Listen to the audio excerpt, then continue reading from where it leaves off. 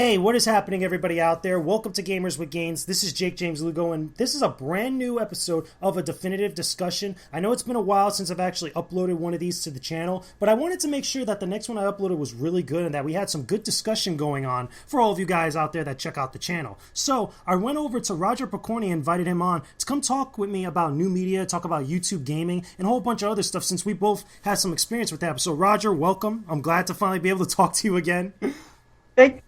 Yeah, it's totally the first time we've ever done this, right? Technically, so funny backstory, everybody. We had an episode recorded beforehand earlier this week, and it was like fantastic. I was like, yo, this is awesome, whatnot. And Skype decided not to save the actual thing because, it was insane. Skype problems, basically. So bear with us. For us, it's a little bit redundant doing this again, but you guys will be hearing this for the first time. So let's just dive right into it for everybody. So...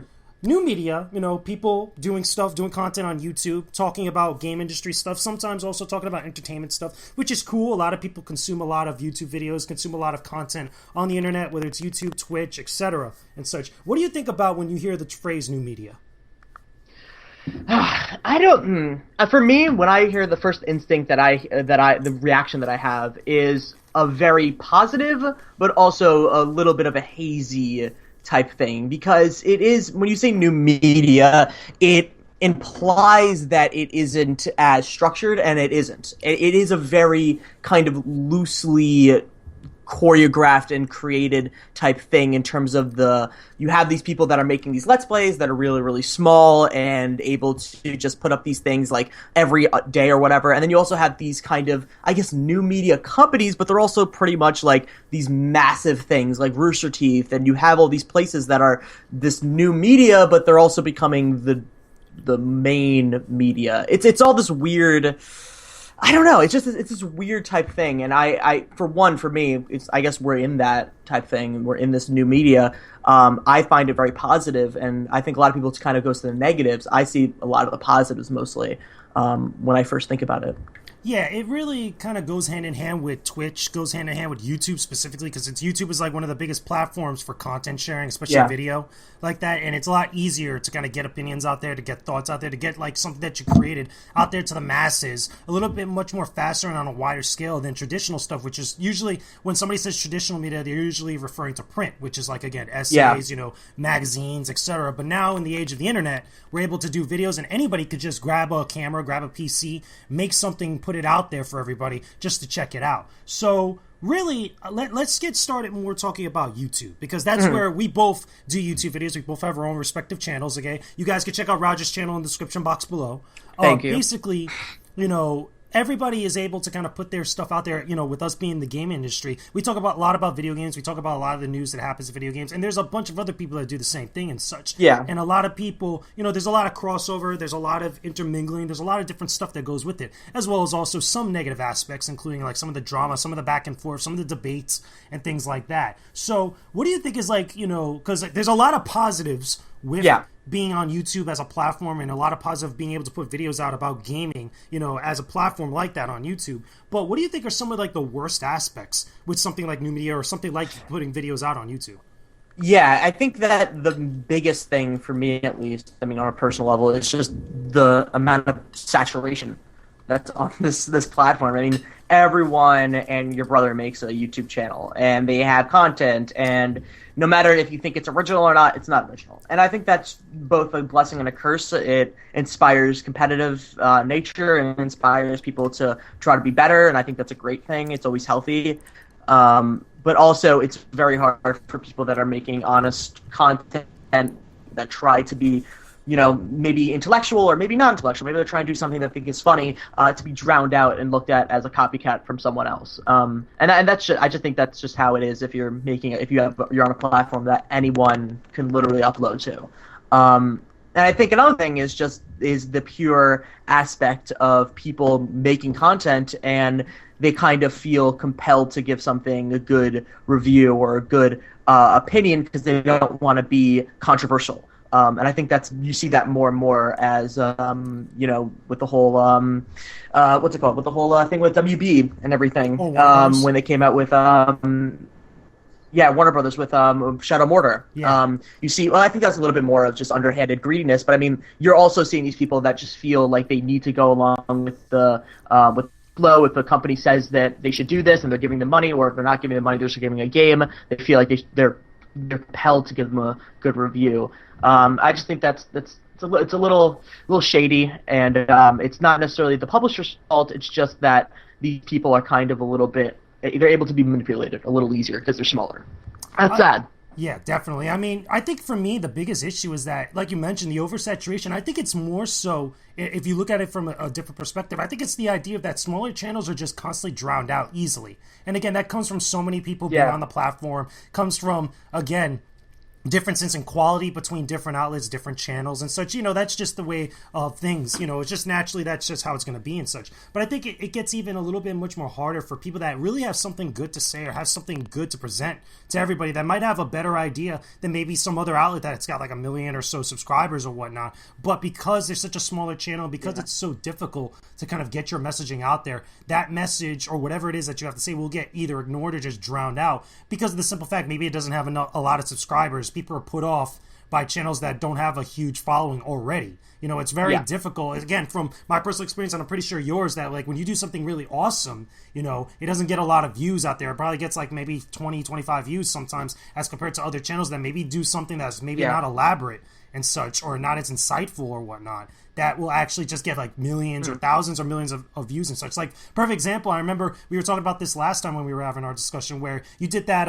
video that was about Grand Theft Auto. It was about how it's a social commentary on American culture, which I thought was good and I thought was great and such, as opposed to like, something random, like a random Let's Play of someone just being on the camera just like screaming and stuff that might not present the same type of like insightfulness of like what you were trying to do, but will still appeal to like a huge mass audience of people who are already established within their core fan base, or just people that just gravitate towards that type of style as such. So I see that like that dissonance and that disconnect for people, where it's just hard. You can put so many hours into something and it just doesn't get as much notoriety as much as you might want it to. Yeah, and I think that a lot of people, and maybe including me, like I would say like, oh, that's just life, right? Like that's just like how things are. Some things don't work out. You even, no matter how much hours you put into something, no matter how good you think it is, it doesn't matter if the audience doesn't watch it or whatever, right?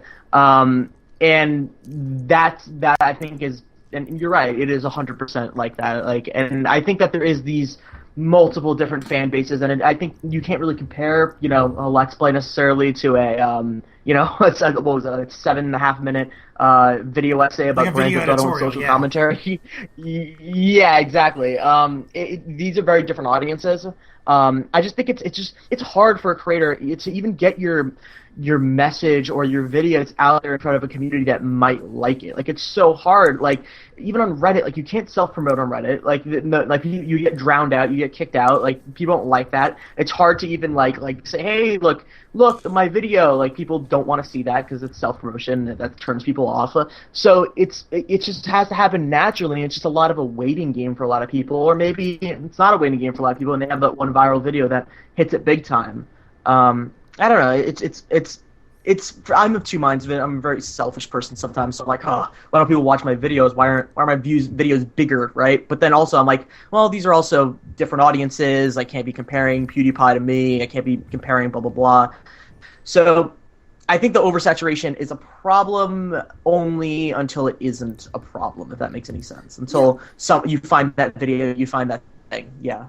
Yeah, I can totally understand it. Like, but let me ask you about that self-promotion thing, because I struggle with the same thing constantly all the time. And I think everybody that does videos on YouTube or even on Twitch or just wherever else on the internet struggles with a similar thing. And I think it's probably an internet culture thing, maybe a YouTuber culture thing, where this idea of quote-unquote stuff, like everybody accuses like just putting your stuff out there as self-promotion. Like, I had a falling out with a friend of mine about something like this, and I think it's stupid. I think that sometimes, the idea and the term is thrown around because people don't have enough faith in like their audience, or at least in the grouping of fandom that they have and the notoriety that they have. They don't put enough faith in it that they think that they're just going to immediately go to other places like they're on ADHD or something, and it ends up being a very hostile type of subject. Especially when you start getting into like the YouTubers that have thousands upon thousands, if not millions of subscribers. I think it could get pretty insane and such. But at the same time, I'm always like, why why is it that it's so demonizing to just be like, hey, yo, I did this cool thing, and you're just going out to shorting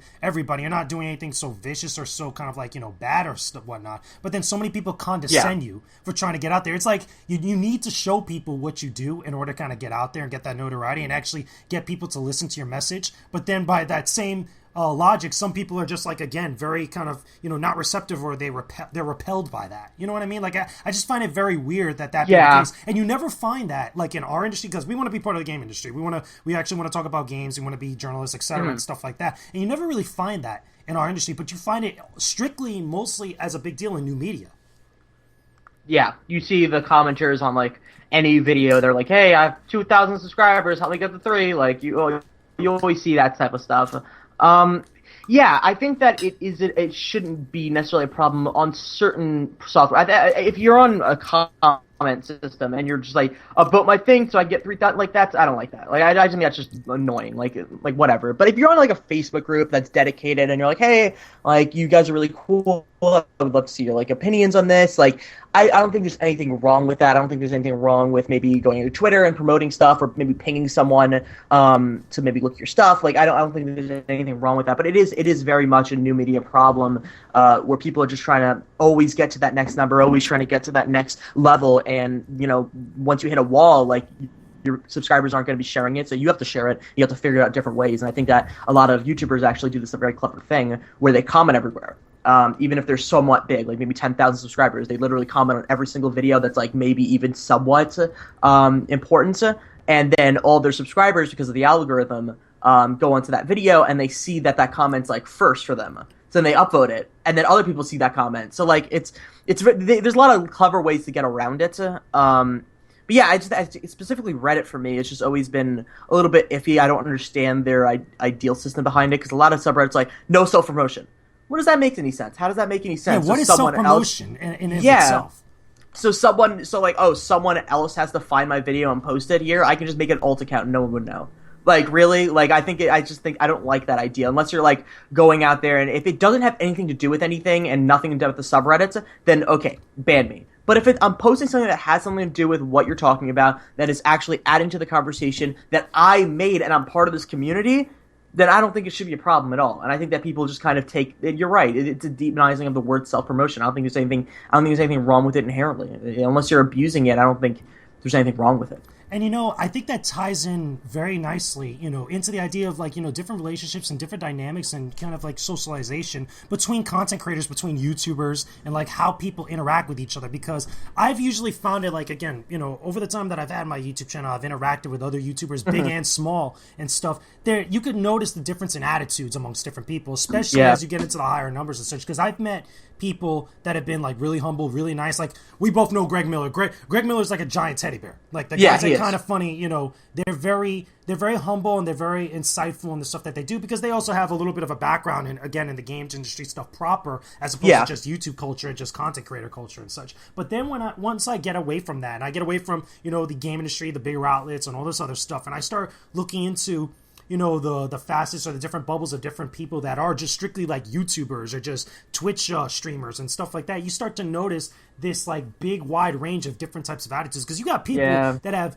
millions of subscribers and they just have terrible attitudes amongst people, or just terrible attitudes towards their audience and such, and people still give them notoriety like that. And then you have the flip side of that, obviously. But what do you think about that? Like, again, have you ever had that experience where you feel like you've met someone that probably has like a huge following and they've just been very either condescending or just very kind of like having a shitty attitude? I think that's the best way you could put it. A shitty attitude. I've not met many YouTubers. I met like a few here and there. I met what's his face, Lamar Wilson at Nintendo store, and I said hi to him. Great guy. I was like, hey, you're a YouTube guy, and he's like, hey, what's up? We took a picture together. Like, and of course, I think a part of it is, and I'm not trying to offend anyone, but I think a part of it is that YouTube audiences, a lot of them can get really, really big, and the amount of people that you meet maybe sometimes is not as, maybe some people just kind of aren't the nicest when you meet your idol or whatever. I don't know. I just feel like once that audience of people, that the people that come up to you and everything grows a little bit too much, then you start getting a mixed bag, right? It isn't all nice people sometimes. Sometimes people come to your house, and I think you become a little bit defensive. You see that this whole drama bullcrap, right? You see these people that people that are jerks to fans, but then you also see fans that are going out of line and stuff like that. So it's sometimes a mixed bag with that stuff. But yeah, I do agree. There is almost this idea that sometimes these people just literally grow up on YouTube. Like they're 13, 14, started a YouTube channel, and now the only thing they've known is YouTube and this community, and they're now adults, and now they have channels, and they don't know how to treat people.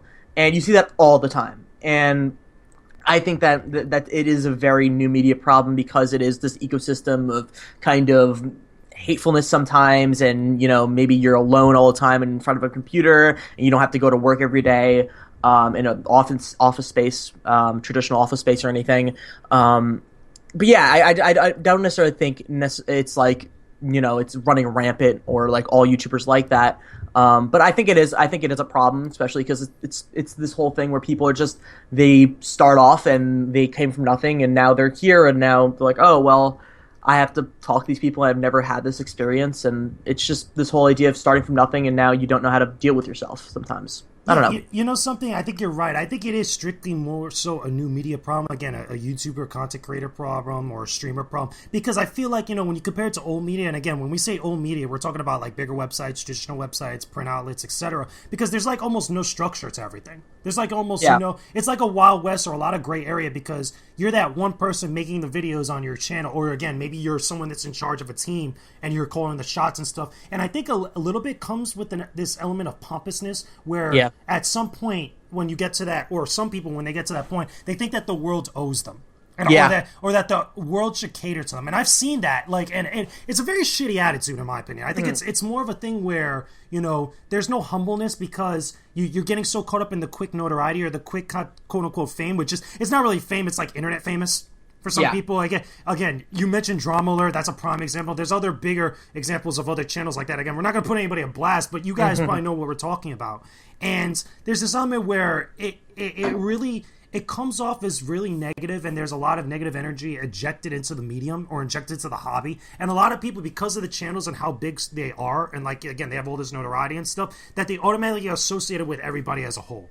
Now, obviously that's not the case. There's plenty of channels. We know plenty of channels that are of people that have channels that aren't like that and such. But I think it's that maybe the majority of people, or just people in general, they always, like so many people have always said, like, you'll have 100,000 good comments, and then there'll be that one comment that you just focus on. I think it's kind of like the same thing. Just because there's that one channel that does something crazy that everybody focuses on because everybody is just drawn to it and stuff, there's this kind of like weird, weird perception of the medium itself. Whether it's just gaming YouTubers, whether it's just random vloggers or whatnot, there's just that weird type of outlook that people have on it. Yeah, and I think that going back to what I said about the humbleness, like, it's true. Like, these people, and I think it goes both ways, right? Some people may started off and they start off with nothing and then they become jerks, but also there's going to be way more people that start off with nothing and they remember that more than being famous on a TV show or whatever. So I think there is also maybe this even more level of approachability for a lot of these people, and they feel like they're on the same level as you because they are. And I think it goes both ways. In a lot of ways, yeah. So let me ask you, since earlier you mentioned the stuff with Warner Brothers and Shadows of Mordor and such, how do you think that new media, besides like what we talked about now, how do you think it's really changed the business aspect of things? Like, do you think, like, because from my opinion, right, I think that now you're starting to see a lot of shifts for a lot of big companies and a lot of big publishers. They're putting a lot of emphasis on giving their games or getting these popular personalities out to their events and actually having them talk to their audience and talk to the people directly and such, rather than, again, for example, like a place like E3, like we had a couple big publishers pull out of E3 this past year, which is pretty insane. Years ago we would have thought like, oh, how are you going to pull out of E3? Like, that doesn't make any sense. Yeah. Now it seems like more of a reality because there's different ways about getting out to the common consumer out there like that. What do you think about this? It's smart on the developers and publisher side. I think that this is clearly the way to go in terms of going to these people. I remember seeing, I think it was a few years ago, EA was kind of like the poster child for this. I think it was maybe Battlefield 4 or maybe 3 even, where they flew out a bunch of YouTubers to the stage just to play their games. And be on the stage and playing and doing that. I feel like was able to get the word out a little bit even more than maybe even traditional media, because these people have millions of dedicated followers that will literally do and play whatever the hell these guys say. And it's very smart for these developers to be, reaching out to these people. I just think that these people and these people that are getting into it and the creators need to be a little bit more up to date on ethics. And just kind of and just figuring out like what's good, like what's a good deal to take, because I think it's easy to get caught up in like, oh, this developer wants me to come over to the thing and like thousands of dollars are being exchanged. Like that's all great and stuff. Like exactly the whole thing of humbleness comes in, or like this coming from nothing. These people probably started off as no subscribers and now they're here and they get caught up and they get excited. And it comes from a very good place. They mean well, but then of course it doesn't. They get screwed over by it with WB and all these other stuff. It just needs to be a little bit of people need to be more up to date on what is good and what is right and what is even legal. And because like it's just not fair to a lot of these YouTube audiences, because it's at a certain point it's manipulation. You're kind of taking these people and they watch your stuff, and then these people that are creating this content, they don't know necessarily that, not disclosing this sponsorship, not disclosing that they were paid is not ethical and not even legal to a certain point.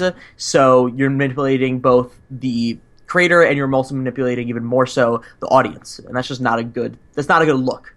Yeah, I agree. I mean, to kind of bounce off of that a little bit, I remember also, I think it was Ubisoft flew Tobuscus, I think, to one of their EA press or E3 press conferences, something like that. I remember that. Yeah. I remember seeing that. And I remember thinking to myself, like, Tobuscus? Like, what? Yeah. Like, it's kind of random. But I think, you bring up a good point. I think it's more because, going back to the ideas where there's a lot of gray area and there's not a lot of structure compared to, like, again, being part of, like, a bigger website like an IGN, a Kotaku, a Polygon, etc. and such, where they have a lot more freedom to do what they want and feel like they're getting more out of it than gaining consequences or stuff like that. I think people or different places that go to things like that get caught up on hyperbole. I think that's really the best phrasing for it, because they get caught up on the spectacle of stuff like that. Yeah. Like you're always hearing it, and it's become more of a bigger deal over the last few years, especially in the wake of like Gamergate and all this different stuff that's happened online, where ethics in journalism or just ethics in general have become a real spotlighted topic, where like everybody 100%. Wants to talk about it. I don't think a lot of people really understand it sometimes, even though they say and they constantly talk about ethics in journalism or ethics in general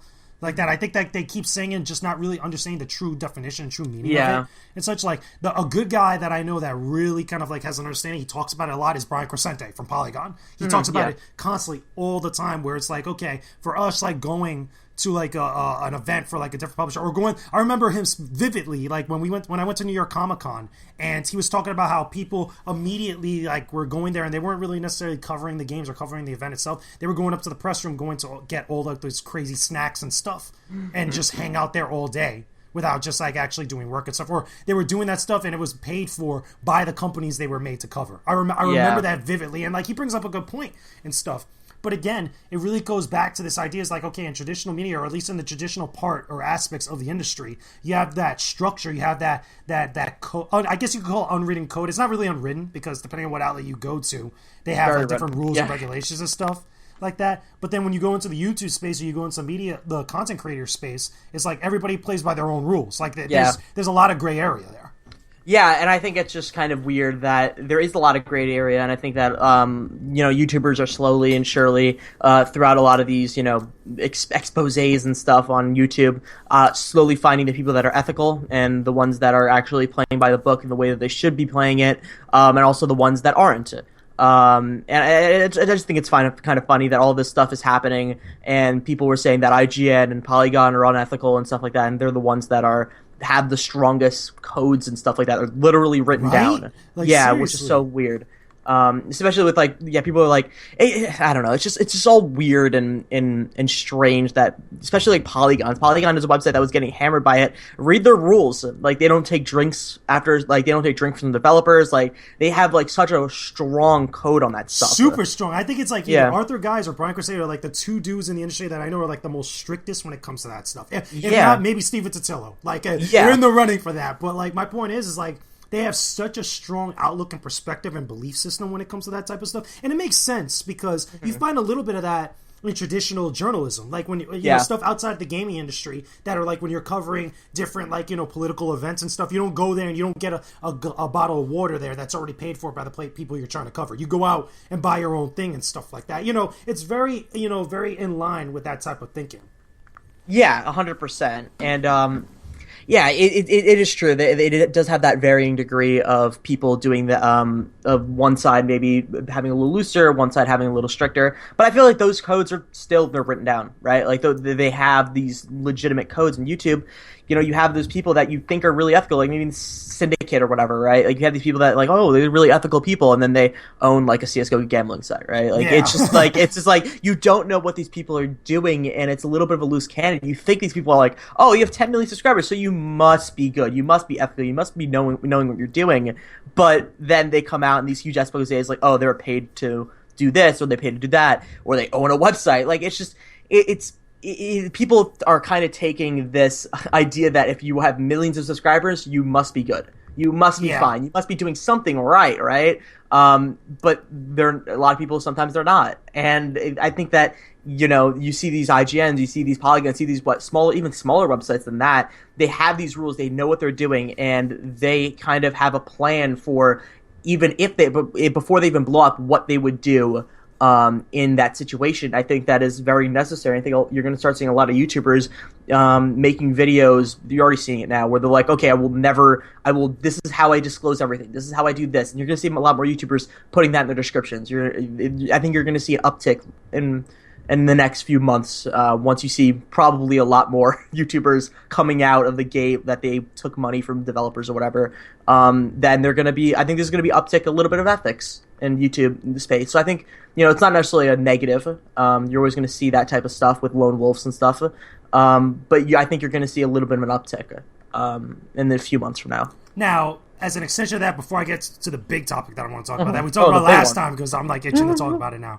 But one final point about that, you know, do you think that a lot of the people now, and I think, you know, down the line, like what you said, because that's probably going to be a thing within the next like year or so, even more so, do you think that a lot of the people that have been coming out and actually doing or making a concerted effort about having you know, these policies, or at least being more ethical in how they treat stuff, disclosing when they do paid sponsorships and stuff like that, do you think they're doing it more so because of the reception and the response from people, or that so many people getting called out about it, more so than they're doing it because they actually really believe that? Because that's what I feel is the case. Yeah, I feel that too. I feel like it's more so that people are getting called out, and some really big people are getting called out or getting caught doing that, and then finally they're caring about that stuff, because I don't think it's really as genuine as what people might believe.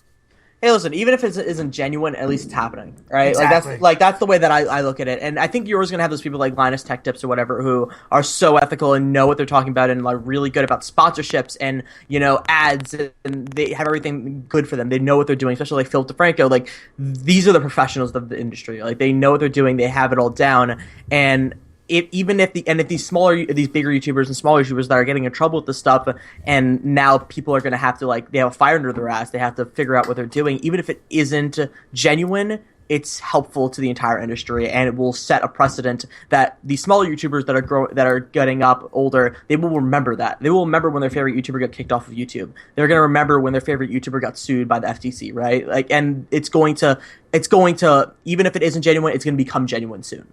And that's why I look it up. Yeah, definitely. I think it's very, very, very true. And I find it funny too is that a lot of sometimes, again, looking at the grand scope of things, sometimes I see that and I see those type of things happen. These are the same types of people or same grouping of people that come on and they point fingers at the larger websites like IGN and stuff. Again, you can't spell ignorant without IGN and all this other bullshit. Everybody got on Kotaku's case when the whole thing when they got blacklisted apparently by Bethesda and stuff. Everybody was quick to point out all this stuff, and then you see all these other things just start popping up. And yeah, not a lot of people, or there are people that want to talk about it, but not a lot of people want to really look at that in the same light as what they did with these bigger websites. It's such a weird type of thing. But one of the big things that we definitely have to talk about, and we talked about this beforehand, first time we did this, was that mob mentality. You know, when it comes to the audience, that is a huge thing, and I think it's exclusive specifically to new media. Like, granted, you've had your fans and you've had your diehards for various different websites, or people that, you know, love or hate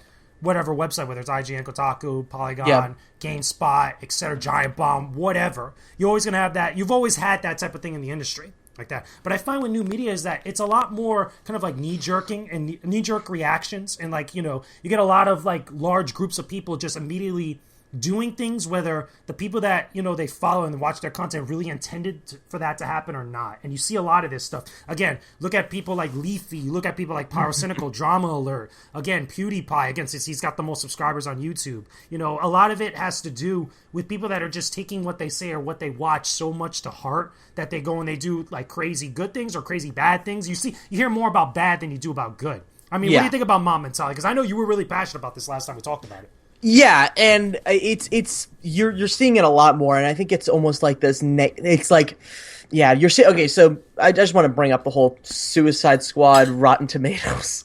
I just saw this movie last night. I just put up my review today. So, yeah, exactly. And I didn't read your review. Sorry, I didn't even see that. I just woke up. It's all good. I just literally put it up before we started. Oh, okay, yeah. But so everyone the fans are like crazy, and they think that all the critics have to love this film, and a bunch of them did like this whole Rotten Tomato change.org petition saying that they should take down Rotten Tomatoes. Some people called out websites about it. I remember watching Angry Joe's video where he was like, "Yo, they don't know what they're talking about. Like they're full of crap." It's like, man, it's opinions. Yeah, that's the thing that just pisses me off. Like, it's like this whole mob mentality that like it's like that's talking about new media and everything. It's like this new media versus like this old, like we're taking down the establishment man. I feel like these people that are making these petitions think that they're like this like these young guys, and like they're fighting like a bunch of people that are like 70, 80 years old, and they're like trying to take it down. It's a bandwagon thing, really. Yeah, it is a bandwagon thing. It really is. And like without even thinking about it, like what the hell? Like you sign that petition, where's that petition going to? Who's taking down this website? Like it's 100% this like thing where people are just like signing like, yeah, take it down, yeah. But like, what do you like think about what you're doing and what you're saying before you actually do it? It is very much this mob mentality thing, and and I think it works. Like I just wanted to bring that up because like we were talking about new media and stuff versus old traditional media, and it kind of feels like it's almost like this war that people are trying to fight, and mob mentality is a huge part of it. I think really where it comes down to is that people like jumping on the bandwagon. When one person says something because everybody, either doesn't want to say something or they don't have an opinion or established opinion, they want to jump on the opinion of someone else that is popular or already has a lot of validation, or feel like they can validate themselves by jumping on someone that already has like a defined opinion, whether it's a good or a bad opinion about something.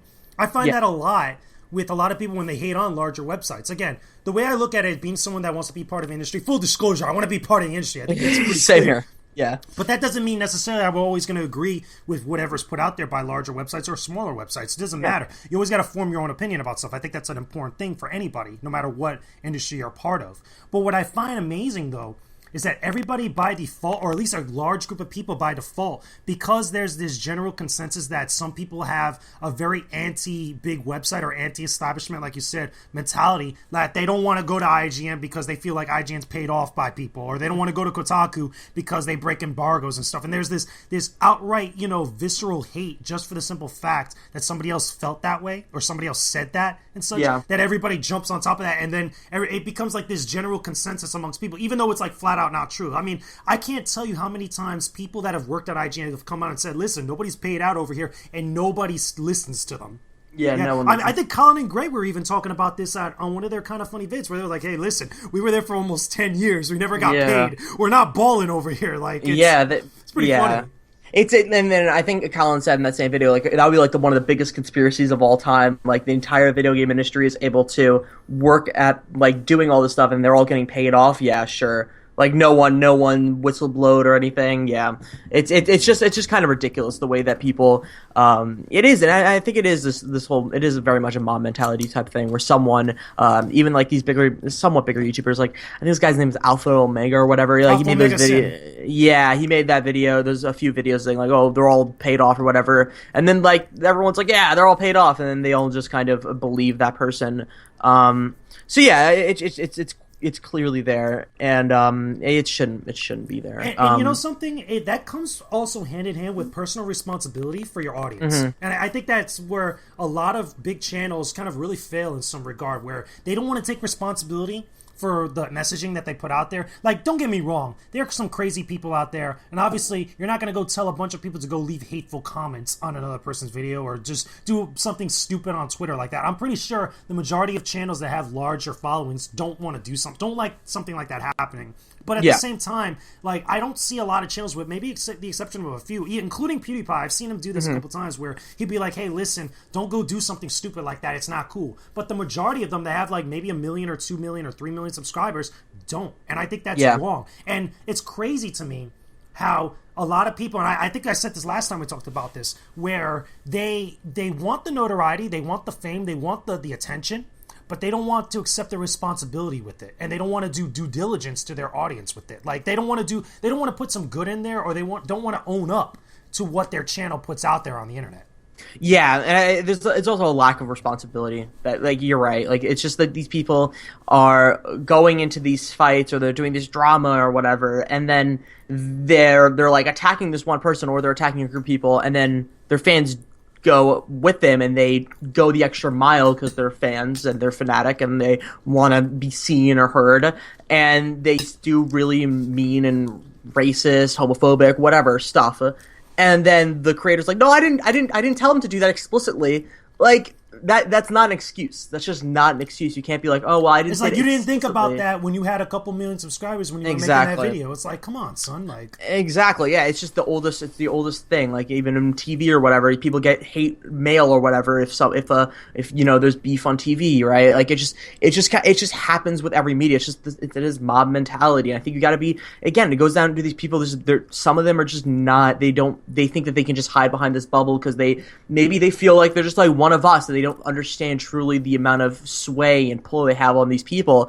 But they have a lot. You know, I think the way I look at it is, like, if someone sits behind a computer and spends 20, 30 hours making fan art of you, someone will easily spend 10 minutes writing a hateful comment to someone else. Like, I think that you gotta be diligent, you gotta understand what your audience is, and you gotta be actively and spending time trying to clean up that community. I think that PewDiePie is the biggest YouTuber in the entire game, and he's someone that is out there and he's trying to clean up his community as best as he can. Like, he makes jokes, he has these edgy jokes now, whatever, but, like, he's also very, very cautious about what they say, and he tries to clean up the comments, and he tried to make a form and stuff like that. Like, he's very good about that stuff, and, you know, we see, of course, the kind of funny dudes, right? Like, they're the craziest about that stuff, and I love it because they're legitimately kicking people out of the community if they're mean or bad.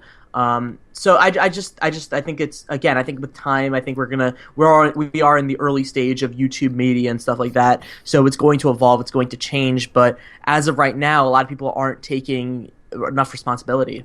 Yeah, I think you hit it right on the head.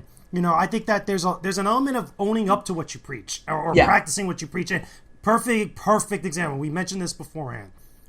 For Greg, when he won Trending Gamer of the Year, I think when we talked about this last time, where he actually made that speech about giving back to the game developers and actually putting some shine on them, because without them, none of us would be here and such. Yeah. And I always said that had anybody else won that award, because I know he beat out Markiplier, he beat out PewDiePie, and I think he beat out Angry Joe or one other person.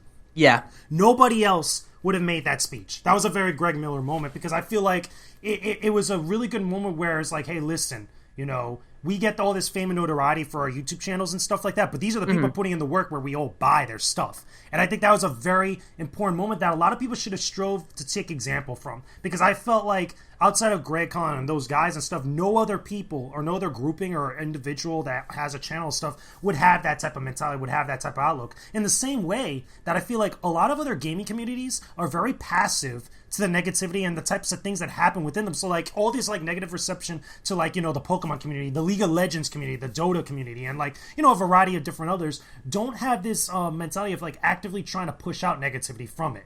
Where, as like what you mentioned before with the kind of funny community and the forums and, like, you know, their streams and such, whenever they do something, they see something really messed up like that, they actively condescend it. They push it out. They encourage other people to be like, hey, listen, don't be a dick. If you see someone being a dick, push them out. Tell them, listen, don't be a dick. And I think that really helps, because it's something so small that can actually have a significant impact. And a lot of other groups of people could take example from that.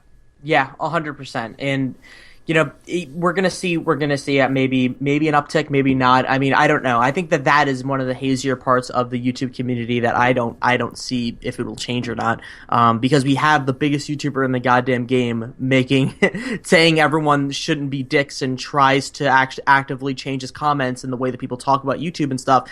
and no one's changing much, right? Like you'd think that the biggest person, the most influential person, would be able to sway a lot of these even smaller YouTubers that look up to this person, but it's not happening. And I think that, again, I think this will happen when more accountability is put towards its people. And I think we're going to see that. I guess maybe even a this is going to be an effect of these drama channels or whatever that are actively, I guess for better or for worse, blasting these people that are, their fans that are going out there and saying bad things. Like, their name is associated with that now. It isn't just happening and no one's talking about it. It's these channels that need to talk about something. So, they're going to be like, oh, Leafy's fans said really bad things to this one person, right? Like, so I think once there is more accountability, once names are associated with the bad things that their fans are saying, you're going to see an uptick in these people trying to become more accountable and just a little bit, just common sense. Come on, like, it just comes down to it. Yeah. You know what I think it is? I think it's also a fear of being singled out. I think it's a fear of actually getting the spotlight put onto you for something like that, and also the fear of the backlash or the reaction from their fans. Because most of the time, and I've seen this plenty of times from a variety of different channels, they won't do or they will do something because of the feedback and the reaction to their fans. So when it comes to actually being like, hey, listen, like what Greg and Colin do, don't be a dick to these people. They want to have a core group of hardcore people that are positive and have an awesome community that anybody could join up with and actively just push out all the bullshit that happens. When you look at someone like a Leafy, or you look at even, again, for example, PewDiePie and such, granted, PewDiePie's made his efforts and such, some people would like look at that or be in that position and they won't do anything because they just want the constant flow of views, they want the constant flow of notoriety, and the recurring amount of people coming back to their videos and stuff for fear of like changing something up and totally ruining that. And I think it takes an act of selflessness sometimes to have a good amount of change. Yeah, and I think it's also a little bit of a conundrum because especially like these channels like Leafy or whatever, they create this community based upon these very edgy and toxic communities. So like, how do you change that? Do you say, do you become almost a hypocrite even? Like, ever you like, I said all these horrible things to these people about, this person that's literally has a mental disorder, but you guys can't say this stuff. Like, it's very two-sided. It's really dumb in my opinion. Yeah, it is very dumb. And like, I can't even I even kind of understand like what is Leafy supposed to say, right? What is he supposed to say? Don't hate on this person, even though he made a 7-minute video explaining why this person's the worst person in the world and why you should hate on this person. So like, it is almost this conundrum. But I think that with all fads, I think this is a fad. I think the fad of roasting people and making fun of people and toxicity will eventually go to the wayside. Or beef. Yeah, I think this is all a fad. It will change. I think that, underlying people will get mad at each other, of course, in YouTube. But I think this is as like a legitimate staple of the YouTube community will go away, and we'll see something else. Whether that's good or bad is up in the air. But hopefully it's good. Yeah, right. You know what we need? We need someone that has like 1 million or so followers to do what's called positivity rates. Rather than going rating and like actually putting comments on some of this stuff, go in there and put like nice comments. But be like, hey, have a nice day, nice shirt. Nice stuff. Yeah, random like that. And that's what Leafy tried to do. He's like, oh well, say nice shirt or whatever. I don't know. That turned into a little bit of like a twisted version of like that. It was just weird. Yeah, exactly. And that's the thing. Like, even if he tried like to be nice or whatever, you can't. Like, you really can't. Like, you've created a community of people that are not going to believe you. Like, what you saw. Yeah, and exactly. And he talks like, and the way, just like purely the way that he speaks is very like, he sounds like he's sarcastic all the time.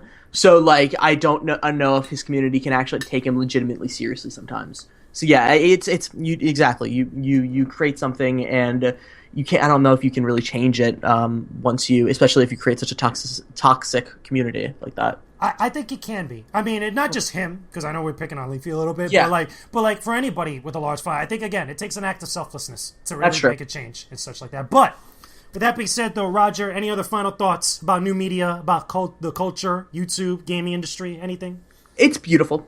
I think that there's horrible things. We talked about a lot of the bad things, but I think that there is an amazing section of this internet that is able to create great things, and especially in this video game industry, like, it's exciting. I'm excited to see what the future is. I think personality-based stuff is growing tremendously, and I think that's interesting. It's fun to watch, and I love that I'm able to watch someone seriously dissect video games in a video essay or whatever, and I can also watch Funhouse or Kind of Funny and just kind of sit back and have a good time and also be thought-provoked sometimes. So I'm excited to see what the future is. I think it's a bright and brilliant future, and it's not dying anytime soon. No way, Jose. Definitely. It's final frontier of the internet, basically. Some awesome Yep. stuff. But thank you, Roger. Finally doing this Thank second you. time. Second time. I'm great. This is cool because, again, we don't get to do a lot of stuff together. I think it's an awesome time having a convo like this with you. I think it's really cool and such. Where can everybody find you? RogFormer.com is my official website, but you can just find me on YouTube, Rog Former, ROG, Former, Twitter. Follow me there. Need to get more subscribers. Add me on LinkedIn. Yeah. Do I have you on LinkedIn? I think I got you on do. LinkedIn. Yeah, okay, you do. Okay, cool. I got I'm good. you too. I'm good. I'm just making sure. But yeah. Thank you so much. Yeah, definitely. Check out all his stuff, guys. Again, all the links are going to be in the description box below. Make sure you leave him a nice comment. Say what's up. See what's going on and such. Don't forget to leave a like on this video, guys. Subscribe to the Gamers with Gains channel for all my videos like this one, as well as a whole bunch of other gameplay stuff, stronger living stuff, a whole bunch of other cool stuff for you guys to enjoy. But again, thank you, Roger. Thank you, everybody, for listening to this video. And I will talk to all of you again real soon. Peace out. Stay epic, everybody. Bye-bye.